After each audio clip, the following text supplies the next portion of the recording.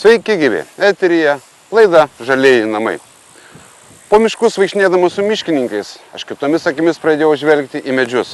Na, o su Šiaulių universiteto botanikos sodo kompanija vaikšnėdamas po pievas, žalioji aplinka tarptautinio projekto metu, aš visai kitaip pradėjau žvelgti į pievą, ypač į ten augančius mažuosius mūsų augalus.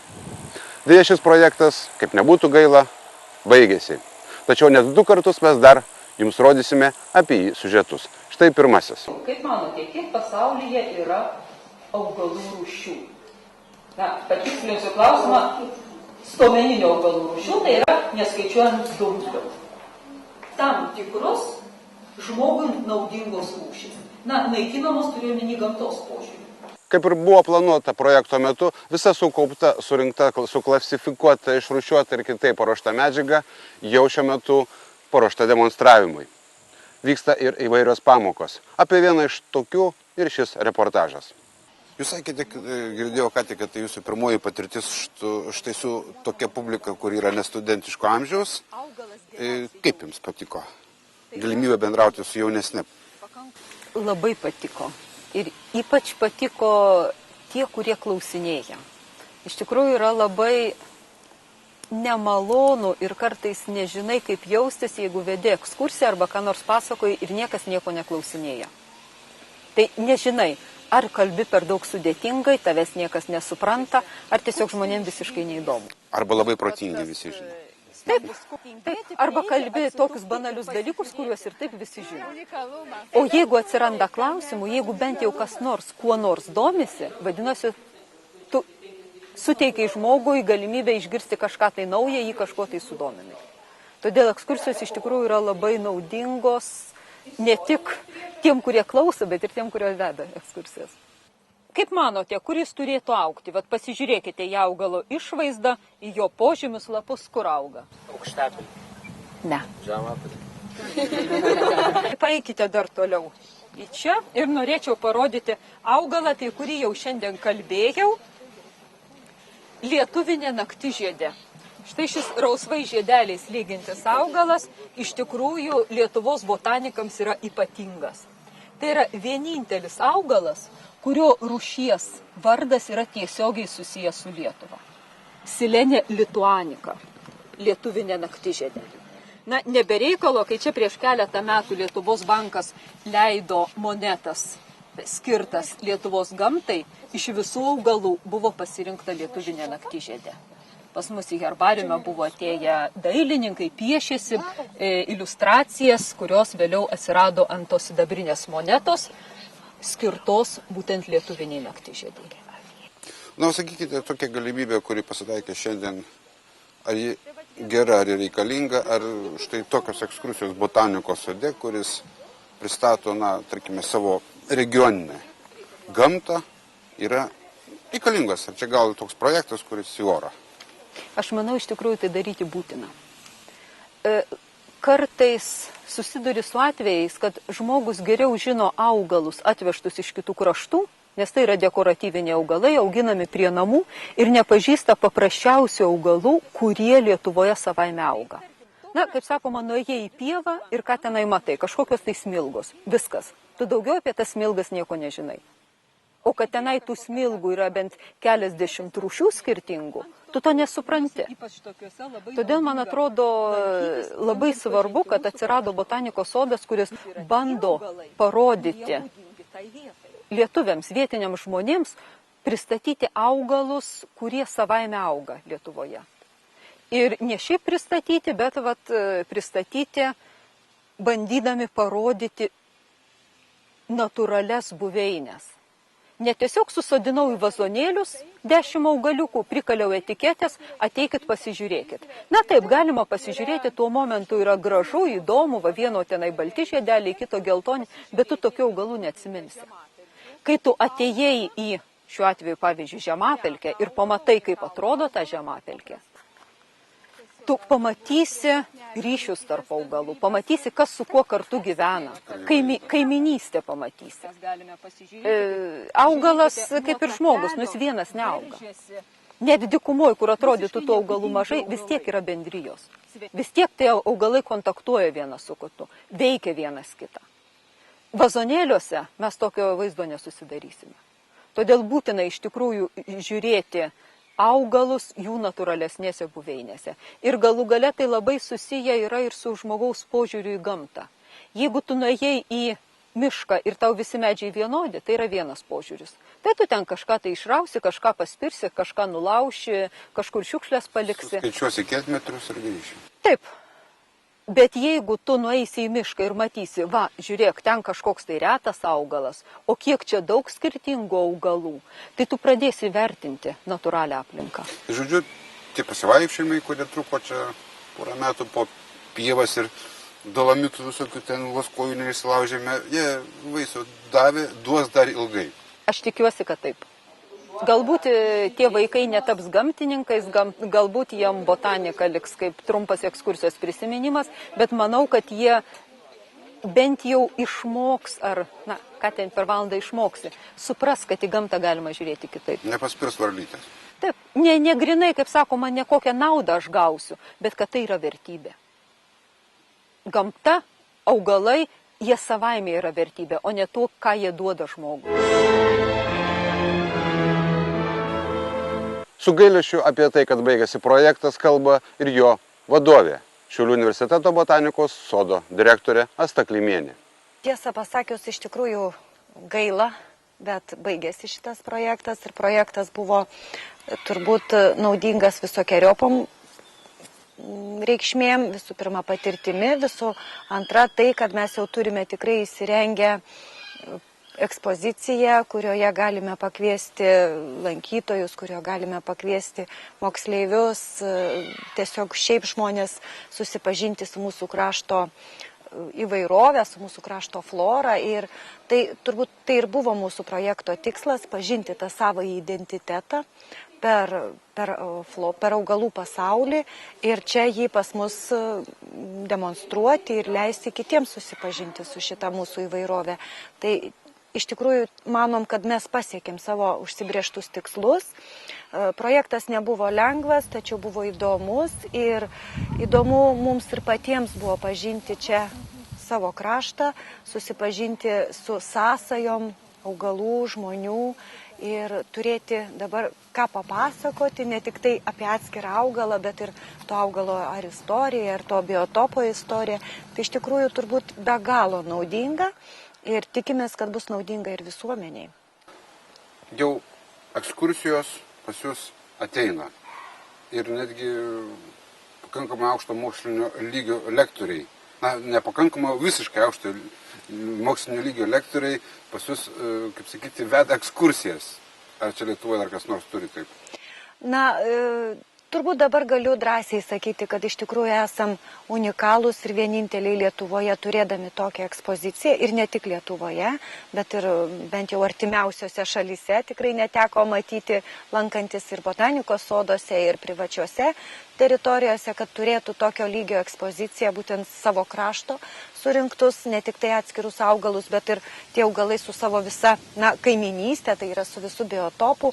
Ir iš tikrųjų mums tikrai pasisekė, kad aukšto lygio, kaip jūs paminėjote, lektoriai, mokslininkai atvažiuoja čia pas mus ir atvažiuoja ne tik tai, ir šiuo atveju ir seminarą pravesti, paskaitas skaityti, bet ir patys atvažiuoja susipažinti su augalais ir tiesiog pasižiūrėti jų identifikavimą arba jų pasižiūrėti, ar tik kokios vietovėse jie auga, nes pas mus yra užrašyta ir iš kokių biotopų paimta. Tai kaip sakote, naudingas projektas yra ne tik visuomeniai, bet ir mokslui. Ir tikrai mes esame šiuo, tikrai galiu drąsiai sakyti, unikalų šiuo atveju.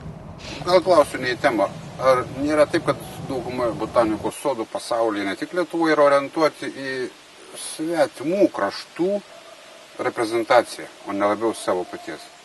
Taip, jūs teisus, iš tikrųjų ir į temą.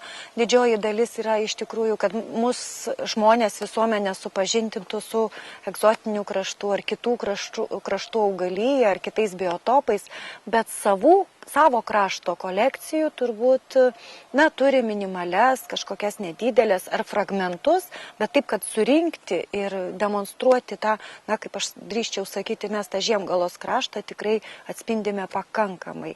Ir aišku, tai yra pirmas etapas, projekto rėmose mes tiesiog ką galėjom padarėme, bet tai nereiškia, kad mes ir baigėme dirbti ties šitą ekspoziciją ir kad viskas. Šita ekspozicija bus tęsiama ir tikrai pildomos šitie biotopai, pildomos šitos ekosistemos ir renkami toliau augalai, nes jau ir dabar turime susiplanavę išvykas, kokių mums augalų reikia atsivežti. Taip kad tai projektas mums tiesiog davė startą, o pabaiga tai dar turbūt bus jau, kai baigsis. Turbūt, nes augalai toliau tvarkysis patys ir matysime, kuriems reikia pagelbėti, kuriuos reikėtų pristabdyti. Tai vyks tas procesas ištisai ir tikrai esam vieninteliai. Sveikinu. Ir malonu, kad galėjau prisidėti prie viso. Iš tikrųjų, tai turbūt čia mūsų kartu buvo toks įdirbis ir pasiekimas, kad žmonės aplink mus sužinojo ne tik tai iš botanikos sodo, bet per jūsų laidą, per žaliuosius namus, apie tuos tikrus mūsų žaliuosius namus, ką mes turime. Ir turbūt tai tikrai buvo gera patirtis mums bendraujant ir turbūt pavyzdys visiems, kad visuomeniai plačiau susipažintų su tuo, ką mes turim čia aplinkui. Tai būtent yra ar jūsų laida, tikrai puikių pavadinimų ir tikrai atspindinti mūsų žaliąją aplinką, ar sakykime, kita žiniasklaidos rūšis, bet tai iš tikrųjų labai svarbu, kad žmonės, kas iš to, jeigu mes be jūsų būtume dirbę ir turėtume šitą kolekciją. Niekas net nežinotų, o dabar turbūt visi žino ir tikrai atvyksta čia pasižiūrėti. Ačiū. Ačiū Jums. Kadangi tai yra kalkingų vietų augalas, tai apačioje čia yra jams įrengta tokia niša, pridėta daug dolomito, kad kažkaip tai tą palaikyti tokią aplinką. Apie šitą augalą kalbame? Apie šitą. Taip, žiedas primena tupinti vabzdį, ar ne? Tai va, vaikučiai, pasižiūrėkite į šitą augalą, pasižiūrėkite į šitas tetas. Jos serga, suprantat? Jos myli tai, ką daro. Jeigu jums dabar praeinant atrodys, kad čia kažkoks ten, nežinau, nei ką nepanašus, tai jos girdėjot, kaip pasakoju? Aukso vertės. Aukso vertės, ypatingas ir taip toliau. Tai vat linkiu kuom nors susirgti, realiai gyvenime kuom nors susirgti, kad kalbėti apie tą mėgiamą, tą objektą, bet su tokiu pakeltu emociniu tonu. Ar suprantat, ką mes susirinkom čia? Čia yra unikalūs žmonės, čia yra unikali iš tikrųjų aplinka. Ir tikrai mes labai džiaugiamės, kad gavom tokias paskaitas. Ačiū Jums labai. Kaip vadinasi ta gėlė, kur Jūs kalbėjot, aukso vertės? Musinis ofiris. Ne.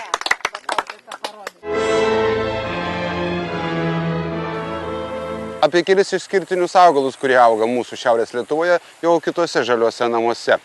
O dabar trumpa reklama, o po to svetingai laukiu jūsų vėl čia pat, žaliuose namuose. Sugrįžę po reklamos, prasideda antroji laidos Žalieji namai dalis. Po ilgų vaikštinių po pievas visus kviečiu pakilti aukščiau. O tie, kurie neturi pinigėlių kasmet nuskristi kalnus pamatyti jų grožį ir pamatyti augančius augalus, tiesiog yra labai puikiai išeitis atvažiuoti į Šiaulių universiteto botanikos sodą. Čia yra vienas, bet labai įspūdingas kalnas, nes čia yra tiek augalų, kiek yra visose pasaulio kalnuose. Tad kviečiu čia visus. Nors Lietuvoje kalnų ir nėra, tačiau yra nemažai kalninių rūšių, kurios atkeliavo tikriausiai kartu su ledynais ir čia užsiliko. O mes botanikos sode turime gana didelę kalninių augalų kolekciją ir stengiamės pertvarkyti pagal geografinius principus šitą mūsų kolekciją. Čia mes dabar į Ameriką ar į Europą? Čia šitame kalnelėje tai čia yra veislės. Iš tiesų mes sode nesistengiame sukaupti veislių didelį kiekį, todėl kad čia daugiau medelynų reikalas, mus daugiau domina rūšiniai augalai. Bet veislės mes susodinę į tokią atskirą plotelį ir žinoma, čia jau ir žiedai būna ryškesni, ir mandresni, ne taip kaip rūšinio augalų. Dar reikia pasakyti, kad kalnų augalai nepasižymi labai didžiai žiedžiais turbūt žiedais, tačiau spalvų ryškumas ir margumas, žinoma, yra didelis. Alpinė liūtpėdė tikras kalnų simbolis. Ir ši rūšis auga Alpėse, Europoje ir gal labiau žinomas pavadinimu edelveisas. Tai tikrai legendinis augalas ir šiam augalui netgi grėsia toks pavojus ir išnykti vien dėl populiarumo, todėl kad turistai kalnuose irgi stengiasi parsivežti šitą augalą iš kalnų ir labai sumažėja jo augimvietės. O turbūt lietuviškų vardų jis vadinamas liūtpėdė dar todėl, kad labai švelnus žiedynas ir primena liūto pėdelę.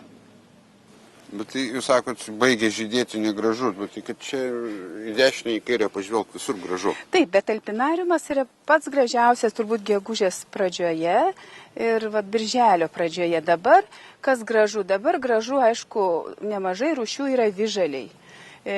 Nemetantis lapų ir dabar lapų atspalviai taip pat kai kurios veislės, taip, raudonos, rausvos spalvos arba pilkos spalvos. Aišku, lapų struktūra, faktūra irgi yra įdomi ir ne vien tik tai žiedai puošia augalą. O kuo, tarkime, lygumų ir kalnų augalai skiriasi? Turi savitumų. Ypatingai augalai, kurie auga aukštikalnėse, jie būna žemi ir tokie labai tankiakeriai, dar kitaip vadinami pagalvėliniai. Tai žodžiu, kažkas panašaus. Taip. Tai tokias pagalvėlės formuoja daugumą uolaskelių, mes ten dar rasime gvaizdikus. Tos pagalvėlės yra ne šiaip sau. Čia irgi graži pagalvėlė. Taip. Tokiose pagalvėlėse, reiškia, susidaro savotiškas mikroklimatas. Čia ir drėgmės daugiau, čia ir kažkokių organinių medžiagų galbūt smulkių pakliūna, o be to toks tankiakeris augalas glaudžiasi prie akmens, kuris dienos metu įkaista, įšyla, o vakare atiduoda šilumą augalui, nesgi kalnuose tai temperatūrų, dienos ir nakties temperatūrų skirtumas didelis. Taip, akumuliatorių. Taip, tai čia toks yra prisitaikymas. Ir dar labai įdomu, kad tokių augalų šaknis yra labai labai ilgos. Gal jos ir plonas, bet labai ilgos, nes, reikia rasti maisto. O maistas toli giliai, kitoje pusėje kalno. Į dešinę šiaurė, į kairę pietus ir viskas prie to paties takelio.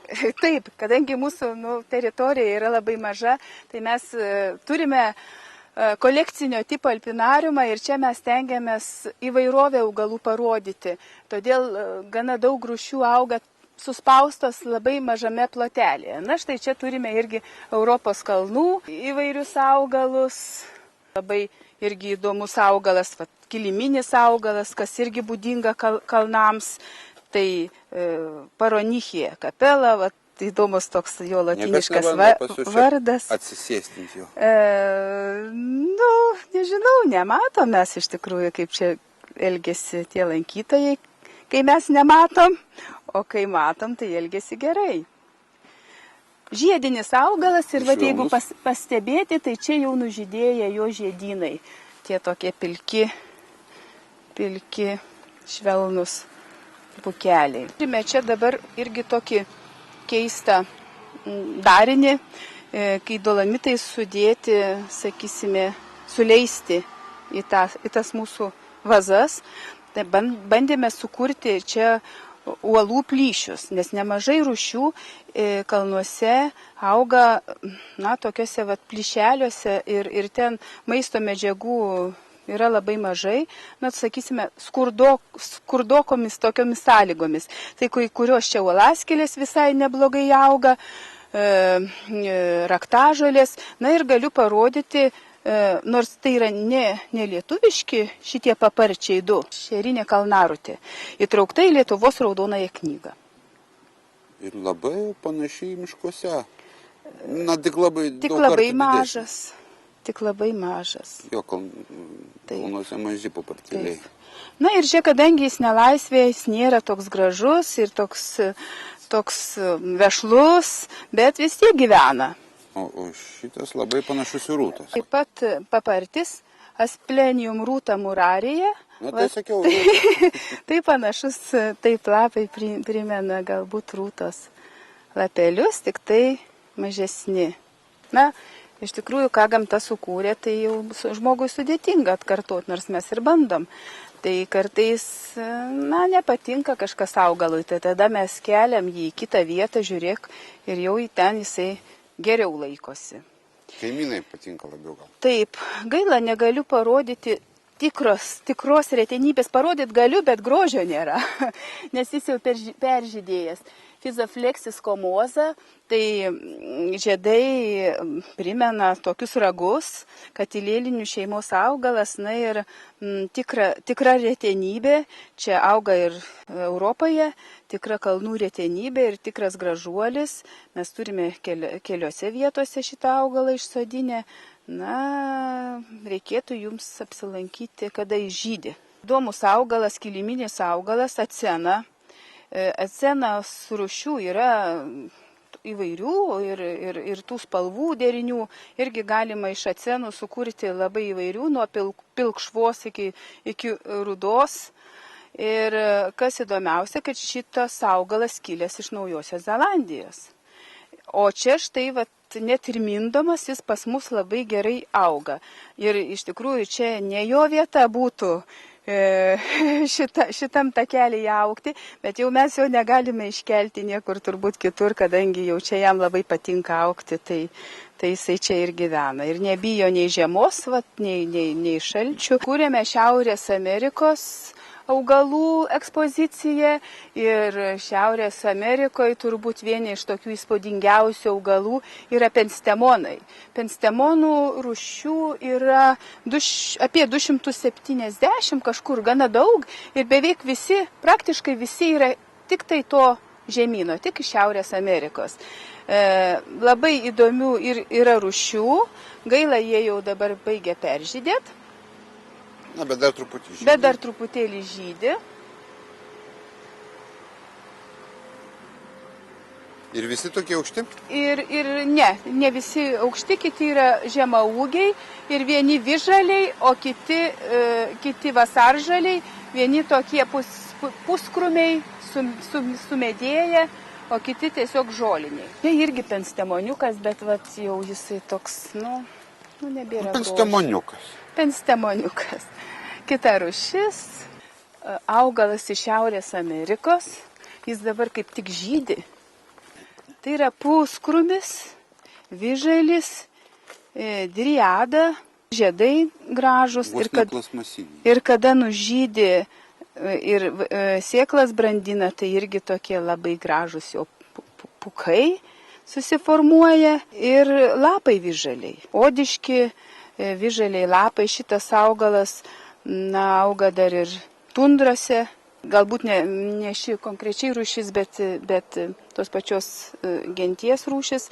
Čia mes turim labai nedidelį tokį plotelį Kaukazo floros ir čia yra irgi viena retenybė, kuri dabar dar nežydi, tai gensionas, gentiana paradoksa, kaimynas jį labai stelbė. Dėl to nežydi?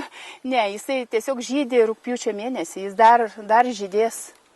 Dar žydės ir labai gražus. Ir tai yra Kaukazo endeminė rūšis. Tai reiškia, kad jis negyvena, nėra jo jokiose kitose kalnuose, tik Kaukaze.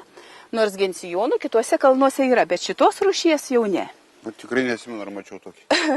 Tai ir dar žiūrėkite, yra labai tikras pagalvėlinės formos augalas, ationema, taip, rotundifolija, labai tankiakeris, labai toks dekoratyvus augalas. Tai yra ne veislės, tai yra rūšis, bet jau čia gamtos sukurtas stebuklas. Sibiro kalnų floros mes čia turim taip pat atstovų. Vienas iš įdomiausių augalų turbūt yra liauzėjos arba rapontikai. vaistinis augalas, dabar čia plačiais lapais visai ir jau nužydėję žiedynai. Tai yra vaistinis augalas, dar kitaip vadinamas maralo šaknis. Čia yra giminaitis to jau tikrojo vaistinio augalo čia, bet ir šitas turi taip pat vaistinių savybių. Tai